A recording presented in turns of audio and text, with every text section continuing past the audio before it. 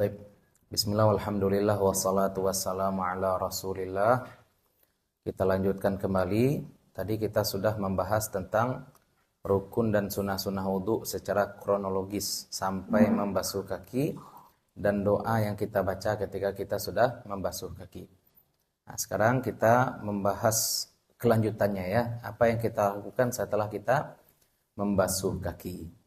Qala al-musannifu rahimahullahu ta'ala, فَإِذَا فَرَغْتَ فَارْفَعْ بَصَرَكَ إِلَى السَّمَاءِ. فَإِذَا, maka jika faragta, selesai engkau, kalau sudah selesai engkau, farfa' basaraka, maka angkatlah pandangan engkau ke langit. Angkatlah pandangan engkau ke langit. Apa maksud mengangkat pandangan ke langit? Ini gestur penghormatan ya, bukan karena Allah di langit. Doa juga kita angkat tangan ke atas itu gestur meminta, ya tangan diangkat. Tangan diangkat. Kepala, pandangan juga diangkat. Mengangkat tangan nunjuk ke atas itu gestur pengangkatan. Ya, masa orang bilang demi Allah, enggak masuk tuh. Ya, enggak masuk gestur. Kalau kita mau bilang hakikat-hakikat, kadang-kadang orang-orang enggak paham gestur itu. Gestur menghormati Al-Quran bagaimana? Taruh di kepala. Cium. Kan dia nampak Quran di bawah kakinya. Astagfirullah. Diangkat Quran. Oh ya, siapa meletakkan Quran di bawah kah?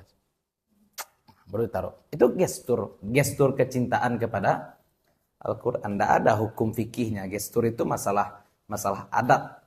Itu bukan masalah tauhid, itu bukan masalah fikih, tapi masalah moral, akhlak kita sebagai seorang muslim. Ada orang bilang mencium tangan guru ini tidak ada dasar. Akhlak untuk apa? Pakai dasar-dasar, pakai dalil. Apakah harus ada dalil kita mencintai guru? Tidak butuh dalil kita mencintai guru. Ekspresi cinta sekarang ekspresinya bagaimana? Ekspresi saya mencintai guru adalah dengan mencium tangannya. Gestur adab itu tidak perlu pakai dalil. Selama tidak haram lakukan. Cium tangan guru misalkan. So, kita kan orang Indonesia setelah salam kita taruh tangan di dada. Lo kok aja. Bid'ah. Sembarang di orang lah. Kok salam gaya repernya nak. Ke itu ke salam biarlah. Itu gestur penghormatan, gestur keakraban kalau kawan-kawan. Iya bro. Gitu. Apa pula masalah dalil. Dan Ustaz Abdul Latif bilang, ini orang ini terlalu mempermasalahkan. Habis salam tangan taruh di dada salah. Ya nak, kalau memang itu tidak ada masalah, ya sudah, besok saya kalau salam dengan dia, saya taruh tangan saya di pantat. Lo bro, gitu kan. Ya, kalau dia marah, kemarin dia bilang tidak ada gunanya, tidak ada ininya. Kenapa marah? Itu berarti apa? Kalau setelah salam tangan kita taruh di tempat terhormat, orang ini merasa terhormat. Kalau setelah salam kita taruh tangan di tempat kotor, orang ini merasa tersinggung. Kan itu namanya maksudnya. Kenapa kita taruh tangan kita setelah salam di tempat terhormat? Kalau di Mesir banyak juga seperti ini. Istilahnya setelah salam atau dia gini kita, enggak, gini, bro. Atau seperti ini. Ini kalau misalkan dia janji seperti ini. Aina ya. Tangan seperti itu. Ya masa, bro, bakir kira rasulnya. Kalau tangan kita taruh di tempat kotor orang tersinggung, maka kalau tangan kita taruh di tempat terhormat orang juga merasa terhormat, tersanjung dia. Ini juga gestur ya. Maka angkatlah pandangan engkau ke langit. Waqul, dan katakanlah. Ini doa setelah wudu nih. Asyhadu an la ilaha illallah. Aku bersaksi bahwasanya tidak ada Tuhan selain Allah. Wahdahu la syarikalah. Satu-satunya dia. Tidak ada syarikat baginya. Wa asyhadu anna Muhammadan abduhu wa rasuluhu. Dan aku bersaksi bahwa Muhammad adalah hambanya dan rasulnya, utusannya. Subhanakallahumma wa bihamdika, maha suci engkau, Allahumma ya Allah, dan dengan pujian engkau. Ya, dan dengan memuji engkau. Asyhadu alla ilaha illa anta, aku bersaksi bahwasanya tiada Tuhan selain engkau. Alimtu su'an wa zalamtu nafsi. Ya, aku tahu keburukan dan aku sudah menzalimi diriku. Ini doa panjang. Sebenarnya kan sampai di situ saja ya. Yang dalam hadis kan istighfar saja. syahadat saja dalam hadis. Asyhadu an la ilaha illallah wa la syarika lahu wa asyhadu anna Muhammadan abduhu wa rasuluh. Nah, ini doa enggak masalah. Ini kok ditambah-tambah doa, ya apa pula masalahnya? Orang setelah wudu doa minta mobil kan boleh juga. Habis wudu, ya Allah, Pajero, ya Allah, boleh enggak? Boleh, apa salahnya? Apalagi doa minta ampunan seperti ini. Ya Allah, aku tahu aku sudah menzalimi diriku. Astaghfiruka, aku minta tolong, minta ampun kepadamu. Wa atubu ilaika, dan aku bertaubat kepadamu. Faghfirli, maka ampunilah aku. Wa tub alayya, dan terimalah taubatku. Innaka antat tawwabur rahim. Sesungguhnya engkau at-tawwab, maha penerima taubat, ar-rahim, maha penyayang. Ya, baru Allahumma ja'alni minat tawwabina. Ini kan nyambung sebenarnya ya. Tawwabina. Ya Allah, jadikanlah aku minat tawwabina, dari orang-orang yang tawwabin. Apa arti tawwabin? Kalau orang bertaubat itu taibin. Kalau ini tawwabin artinya sering bertaubat. Maka ada sir di sini apa itu, bahwasanya kita boleh jadi berdosa, taubat kita ulang lagi dosa itu. Mesti taubat lagi. Jangan putus asa dari rahmat Allah. Karena ketika Allah menyebut tawwab, ya ketika doa kita sebut tawwab seperti ini, Allah sudah tahu kita ini memang suka tergelincir dengan dosa yang sama, boleh jadi. Ya, maka jangan mentang-mentang kita sering melakukan dosa yang sama setiap hari, udahlah untuk dosa ini saya putus asa aja. Dosa-dosa lain saja saya minta taubat. Nah, itu juga. Terus waj'alni minal mutatahhirin, dan jadikan aku dari orang-orang yang mutatahhirin. Mutatahhirin ini kalau kita pakai wazan tafa'ul itu juga bermakna apa? Berusaha. Kita boleh jadi tidak selalu bersih, kita boleh jadi tidak selalu suci, tapi kita senantiasa berusaha untuk menjadi bersih, menjadi suci. Ya, makanya sok suci loh. Enggak, saya juga kotor, tapi saya berusaha ya. Berusaha untuk jadi orang yang bersih. Nah, sok suci loh, sok suci loh. Ini udah rusak, dia merusak-rusak aja, dia nak bangga pula dengan kerusakan. Kalau ada orang ingatkan sok suci, sok alim, nah kan seperti itu. Waj'alni min ibadikas salihin. Waj'alni, dan jadikanlah aku min ibadika, dari hamba-hambamu yang saleh. Jadikan aku dari hamba-hambamu yang saleh. Waj'alni saburan syakura, dan jadikan aku sabur. Sabur ini orang konsisten ya. Sabar itu orang konsisten sebenarnya, orang yang disiplin. Ya, terus-menerus melakukan kebaikan, terus-menerus mengajak pada kebaikan. Syakura, dan orang yang pandai bersyukur, sangat bersyukur. Waj'alni adzkuruka, dan jadikanlah aku mengingat engkau dzikran katsira, dengan zikir yang banyak. Zikir banyak-banyak, terserah mau zikir banyak. Ini ada pula orang berang dia, marah dia kalau ada orang lain berzikir banyak. Zikir itu apa? Cukup 33 setelah sholat. Kalau ada yang nambah zikir, misalkan setelah itu, saya setiap hari salawat 400 Ustaz. Saya setiap hari menyebut subhanallah bihamdi 100. Saya nyebut Allah, Allah, Allah sebanyak-banyaknya. Kapanpun saya sebut Allah. Naik mobil Allah. Turun mobil Allah, Allah, Allah. Sambil jalan Allah, Allah, Allah. Ya, kalau ditanya pada saya, tidak masalah. Kenapa? Karena itu adalah wujud menyebut Allah atau mengingat Allah dengan zikir yang banyak. Ya, ada pula orang benci, dia orang menyebut Allah dengan sebutan yang banyak. Zikir yang sebutkan Nabi aja lah, zikir yang diajarkan Nabi aja lah. Itu kan diajarkan Nabi itu. Udhkurullaha dzikran katsira, sebutlah Allah dengan sebutan yang banyak. Itu kan Allah nyuruh tuh. Ya, kenapa harus kita larang-larang orang nyebut Allah? Wa usabbihuka bukratan wa asila, dan menyucikan engkau atau bertasbih kepada engkau bukratan di pagi hari, wa asila, dan sore hari.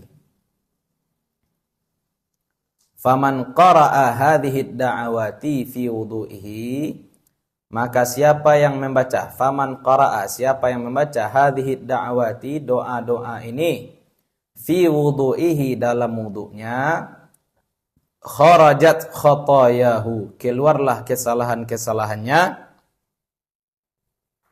min jami'i a'dha'ihi, dari seluruh anggota tubuhnya itu. Nah, ini termasuk apa istilahnya ya? Kasyaf Imam Abu Hanifah. Dalam mazhab Hanafi, air bekas wudu itu najis. Kalau dalam mazhab Syafi'i air bekas wudu suci kan, tapi tidak boleh dipakai untuk wudu lagi. Dalam mazhab Syafi'i air bekas wudu itu suci tapi tidak boleh dipakai untuk berwudu lagi. Namanya air apa? Musta'mal. Air musta'mal. Tidak boleh dipakai untuk berwudu lagi. Tapi kalau dalam mazhab Hanafi najis. Kenapa? Karena dalam pandangan ditampakkan oleh Allah ya, orang berwudu itu air itu bersih, pas basuh muka, pas ngalir berdarah, banajis saja. Ya, ditampakkan oleh Allah seperti itu. Itu yang disebut kasyaf. Sesuatu yang tampak oleh orang, tidak tampak oleh orang lain. Ya bisa jadi itu kan diantara bentuk karamah, firasat. Firasat itu artinya apa? Ilmu yang didapat tanpa belajar. Kasyaf juga sebagaimana yang terjadi kepada Umar bin Khattab, tampak kejadian yang terjadi di Persia ketika Syariah berperang melawan pasukan Persia. Padahal Umar bin Khattab ketika itu berada di Madinah, itu juga merupakan kasyaf. Nah, tapi ini kisah-kisah ini tidak perlu sebenarnya disebutkan kepada awam kecuali berkaitan dengan hukum seperti yang kita sebutkan sekarang ini. Ini kadang-kadang orang terlalu banyak nyebut-nyebut karamah para wali, nah, jadi lelucon bagi awam. Lelucon bagi awam. Untuk apa? Apa pentingnya nyebut karamah Imam Nawawi yang tangannya bisa bersinar? Imam Nawawi memang punya karamah apa tuh? Kalau mati lampunya, tangannya bisa bersinar. Imam Al-Haddad itu buta, tapi punya karya tulis 40 karya tulis. Buta kok bisa punya karya tulis 40. Saya aja karya tulis satu aja enak. Itu pun terjemahan. Bukan karya kita bikin dari nol ya. Buku Arab kita terjemahkan. Nah, atau buku fikih itu pun adalah gubahan dari beberapa kitab fikih yang ada. Saya susun jadi buku. Ini Imam Al-Haddad 40 karya beliau. Padahal beliau buta. Itu kan karamah. Iya, tapi tidak itu yang akan kita sebutkan. Kita cukup sebutkan karyanya 40. Bagaimana proses terjadinya karyanya yang 40 itu tidak usah banyak-banyak kita sebut. Apalagi karamah, mimpi berjumpa Nabi. Jangan pamer-pamer. Ngapain pamer-pamer saya mimpi Nabi? Apa gunanya? Ya, Nabi Yusuf juga punya mimpi bagus. Beliau cuma cerita pada bapaknya. Itu kan mimpi bagus tuh. Bisa aja sebenarnya Nabi Yusuf ngomong pada adik-adiknya. Mimpi saya itu bulan, bintang, matahari. Semuanya sujud pada saya. Bintang tuh kamu-kamu nih. Kan bisa aja Nabi Yusuf ngomong seperti itu. Kan tidak ada gunanya ngomong seperti itu. Apa gunanya ngomong saya mimpi dengan Nabi? Tidak ada gunanya. Ya, kecuali dalam lingkungan tertutup untuk menambah iktibar boleh. Imam Al-Haddad yang tadi saya ceritakan punya 40 karya itu ada di Wikipedia, coba lihat. Imam Al-Haddad. Wikipedia bahasa Arab, bahasa Indonesia entah ada entah tidak tuh ya. Wikipedia bahasa Arab. Jadi muridnya itu penasaran kenapa punya karya tulis yang banyak. Kemudian karena Imam Al-Haddad ini buta, muridnya ngikuti di belakang. Kok bisa nulis buku? Oh, lah dulu buku baru Syekh. Sialan nolong nulis. Padahal saya murid paling dekat. Kira-kira seperti itu mungkin komentar muridnya. Kan ada juga ulama yang nulis itu memang muridnya. Seperti Syekh Sya'rawi di Mesir. Beliau tidak pandai nulis. Tapi beliau ceramah luar biasa. Hafalan luar biasa. Kitab-kitab beliau hafal banyak. Tapi ketika menulis tidak bisa. Ditanya orang kenapa Syekh Sya'rawi tidak bisa nulis. Kecepatan otak saya itu terlalu cepat daripada tangan. Jadi tangan baru nulis ide ini. Kepala sudah sampai di ide. Ya misalkan nulis tafsir nih, dia baru nulis tafsir, tangannya baru nulis tafsir ayat ke-10, kepalanya sudah sampai ke Al-Ikhlas gitu. Nah, jauh lah. Nah, jadi kata beliau susah saya menulis buku. Terus yang nulis buku siapa? Jadi setiap beliau ceramah ada muridnya yang catat ceramah beliau. Makanya ada tafsir beliau, tafsir Syekh Sya'rawi itu sebenarnya muridnya yang catat. Seperti Imam Syafi'i juga, Imam Syafi'i punya buku, iya, tapi murid-muridnya juga menuliskan. Ceramah-ceramah Imam Syafi'i dituliskan oleh murid-murid beliau. Ada Imam Buaiti, ada Imam Muzani, ya, ada Imam Al-Muradi, ada Imam Al-Jizi. Itu murid-murid Imam Syafi'i, 4 orang di Mesir. Nah, mereka yang menuliskan kemudian apa yang disampaikan oleh Imam Syafi'i. Tapi Imam Al-Haddad nih kok bisa? Siapa yang nulis? Diikutilah oleh muridnya ke kamar Imam Al-Haddad. Imam Al-Haddad tuh gitu aja, duduk dia pena gerak-gerak sendiri. Nah, kira-kira sendiri. Mau lihat itu pingsan muridnya. Tentu terdengar oleh Imam Al-Haddad. Dibangunkan muridnya, apa katanya? Jangan kamu ceritakan apa yang kamu lihat tadi kecuali setelah saya mati. Kenapa dibilang kecuali setelah saya mati? Kalau pas hidup diceritakan karamah itu takutnya sombong. Kalau sombong hilang karamah. Karamah itu kan kemuliaan dari Allah. Bisa terbalik, bisa saja berbalik. Sebagaimana terjadi pada si Bal'am bin Ba'urah, musuh Nabi Musa. Awalnya kan seorang wali Allah, tuh, setiap doa dikabulkan, minta hujan dikabulkan, minta berhenti hujan. Setiap doa dikabulkan. Tapi Fir'aun minta, coba doakan supaya Nabi Musa sakit. Didoakan Nabi Musa sakit, benar sakit Nabi Musa. Ya, kan ada juga orang seperti itu. Makanya hati-hati, jangan dikit-dikit karomah, dikit-dikit ini. Ambo tiap Jumat sembahyang di Masjidil Haram. Apa gunanya awam tahu itu? Ada gunanya. Karomah itu ada ya. Seperti yang memindahkan singgasana Balqis. Yang memindahkan singgasana Balqis itu Sulaiman atau umat Nabi Sulaiman? Hah? Bukan Nabi Sulaiman. Bukan Nabi Sulaiman. Ya, Asif, ya, umat Nabi Sulaiman. Namanya Asif, lupa saya. Asif bin Barkaya. Asif bin Barkaya. Nah, itu yang memindahkan singgasana, bukan Nabi beliau. Tapi disebutkan dalam Al-Quran apa? Wa qala alladzi 'indahu 'ilmun minal kitab. Berkata seorang alim, kan itu. Berkata seorang alim. Nah, kalau orang alim ini bagaimana? Kalau dia punya ilmu kitab berarti dia ulamanya Nabi Sulaiman. Nabi Sulaiman ini nabi, kalau beliau ini orang alimnya, wali lah kira-kira seperti itu. Dia yang memindahkan singgasana Balqis dari Yaman ke Yerusalem. Pakai apa dia pindahkan? Tidak mungkin pakai mukjizat. Sebab yang punya mukjizat siapa?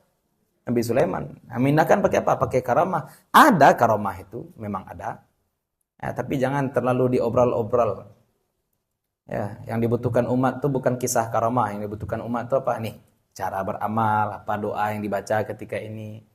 Ya, cara biar bisa sabar, cara biar bisa itu. Ini cerita karamah. Cimeehnya dorang bentuk film Indosiar cerita Ustaz ke Mas. Kacau itu. Terus. Wa khutima ala wudu'ihi bi khatimin. Dan ditutup atas wudu'nya itu dengan sebuah penutup. Wa rufi'a lahu tahtal arsy. Dan diangkat baginya di bawah arasy. Ya, jadi keluar kesalahan-kesalahan itu dari seluruh anggota tubuhnya dan ditutup di atas wudunya itu dengan sebuah penutup. Wa rufi'a lahu tahtal arsy, dan diangkat baginya di bawah arsy. Ya, enggak mungkin pula di atas arsy, enggak, tinggi nalo. Di bawah arsy. Kan tadi kita ingin bernaung di bawah arsy, ya enggak? Kita ingin bernaung di bawah arsy. Falam yazal yusabbih. Maka senantiasa dia yusabbihullah.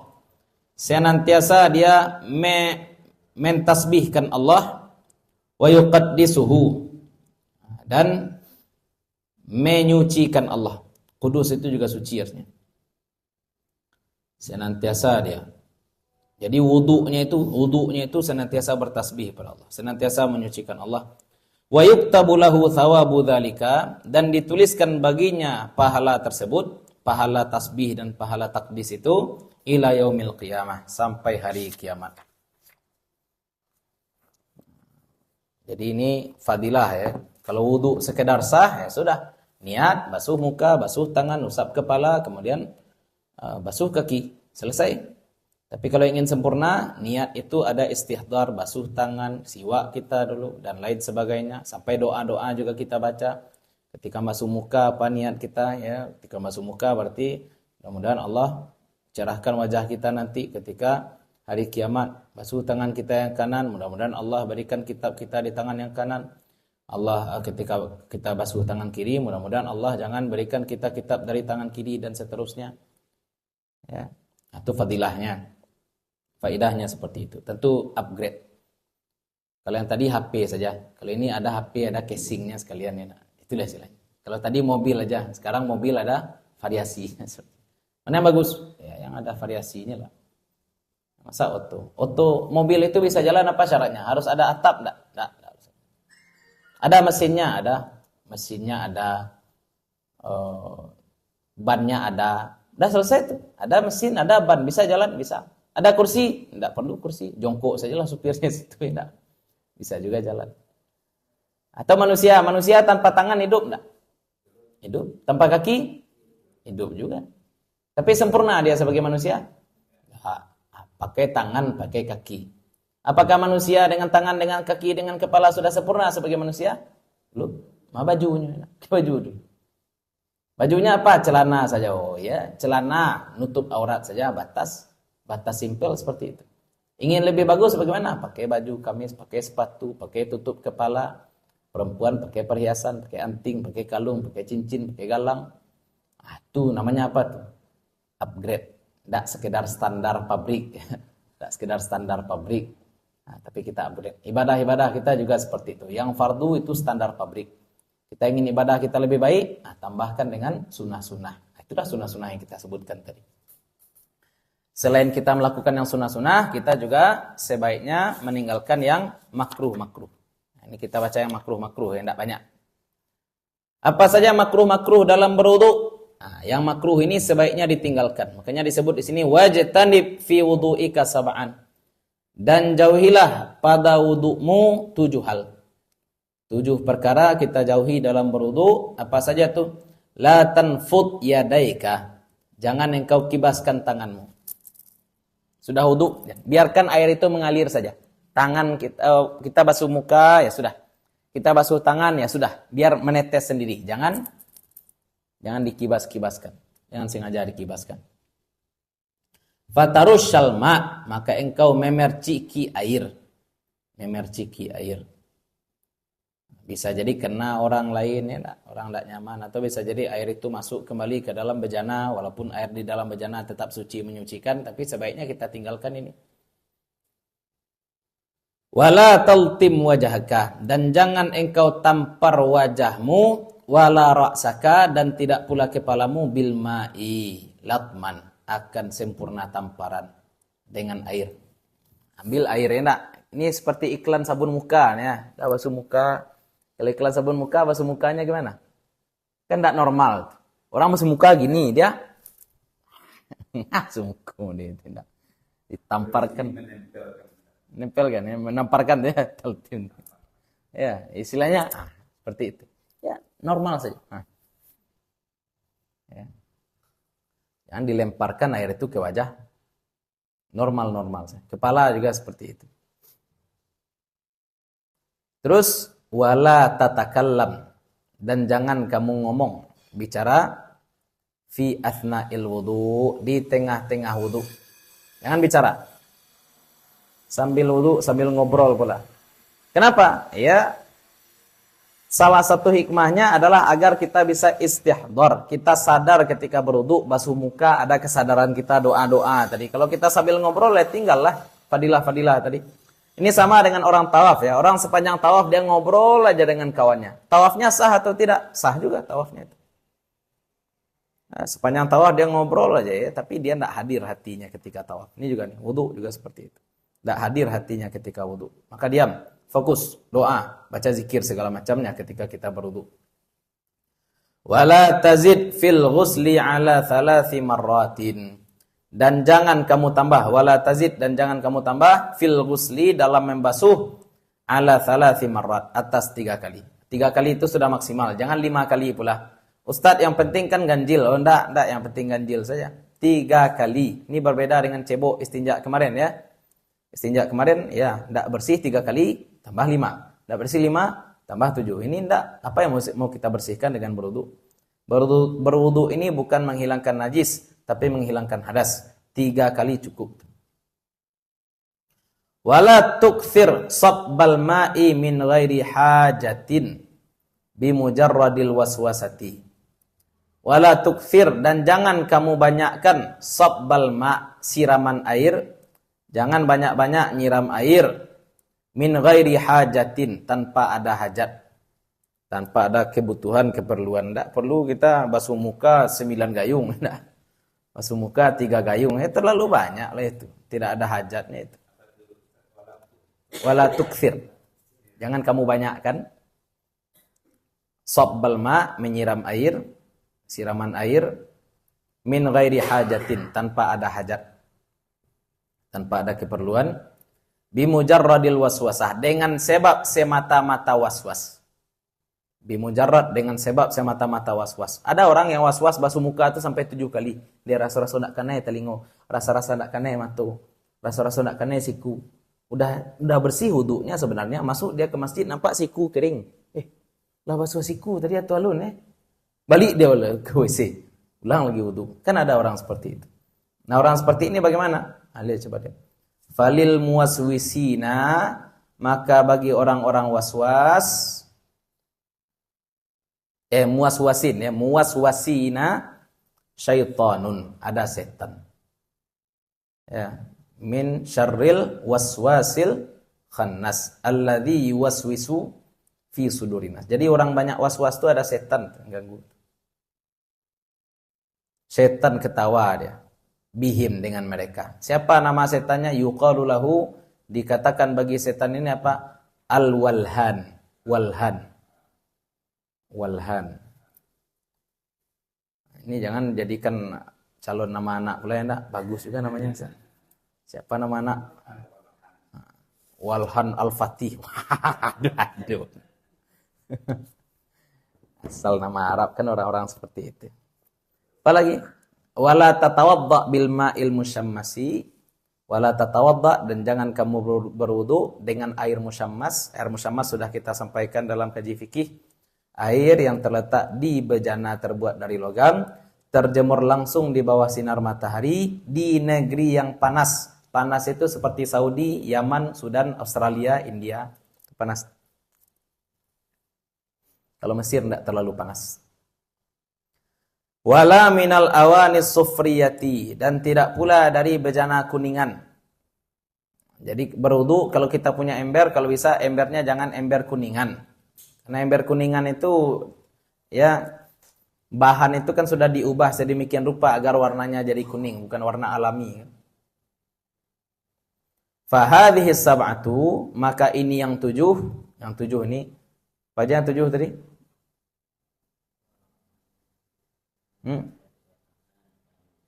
Ngibaskan tangan, basuh lebih dari 3 kali, menamparkan air ke muka. Itu apa tuh? Makruhah. Tidak haram, tapi makruh. Kalau kita lakukan tidak berdosa juga. Tapi makruh. Fil wudu, dalam wudu. Wa fil khabari, dan di dalam hadis. Inna man dzakarallaha inda wudu'ihi. Inna man dzakarallah. Sesungguhnya man, orang yang dzakarallah, mengingat Allah, inda wudu'ihi, ketika wudunya, ya, tahharallahu jasadahu, Allah sucikan jasadnya kullahu, seluruhnya. Orang yang mengingat Allah ketika wudu, Allah sucikan seluruh jasadnya. Wa man lam yadhkurillah, dan siapa yang tidak mengingat Allah, lam yadhur minhu, tidak suci darinya, illa ma asabahul ma', kecuali apa yang tertimpa air. Nah, kalau kita wudu biasa yang suci cuma yang dibasuh saja. Tapi kalau kita wudu sambil mengingat Allah, maka seluruhnya disucikan oleh Allah Subhanahu wa taala. Dalam khabar, dalam hadis ya. Itulah barangkali kajian kita pada sore hari ini tentang rukun wudu, sunah-sunah wudu, dan makruh-makruh wudu. Apakah orang yang bangun tidur itu cuma wudu saja? Belum tentu. Boleh jadi dia bangun dalam kondisi junub sehingga dia harus mandi. Makanya yang kita bahas setelah itu apa? Adabul ghusli, adab-adab mandi. Dan itu insyaallah kajian kita pada hari Selasa 2 minggu lagi ya. Ini mohon maaf, mungkin Selasa depan kita libur mungkin. Ya, saya safar lagi kayaknya. Selasa depan mungkin kita safar lagi. Jadi kajian kita Selasa satunya lagi. Mudah-mudahan tidak ada halangan. Mudah-mudahan bermanfaat bagi para masyayikh, terutama untuk kami pribadi yang menyampaikan. Wallahu ta'ala a'la wa a'lam. Assalamualaikum warahmatullahi wabarakatuh.